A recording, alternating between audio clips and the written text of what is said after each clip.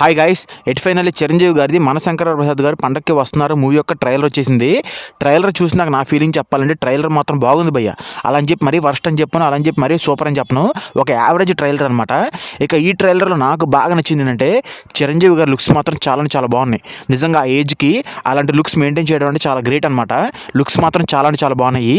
అలాగే చిరంజీవి గారిది నయనతార గారి పేరు కూడాను చాలా బాగుంది. వీళ్ళిద్దరి మధ్యలో జరిగే కొన్ని కన్వర్జేషన్ సీన్స్ మాత్రం చాలా బాగున్నాయి.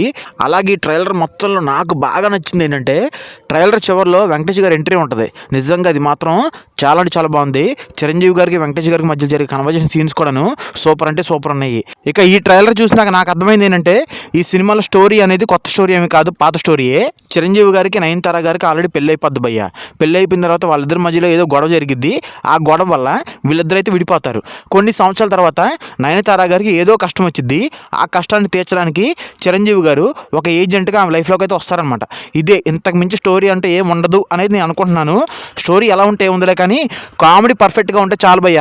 ఈ సంక్రాంతికి మొత్తం సినిమా ఎదిరిపోద్ది. ఇక ఓవరాల్గా ఈ ట్రైలర్ గురించి చెప్పాలంటే పర్లేదు అనిపించింది. మరి ఈ ట్రైలర్ మీకు ఎలా అనిపించిందో కింద కామెంట్లో కామెంట్ చేయండి.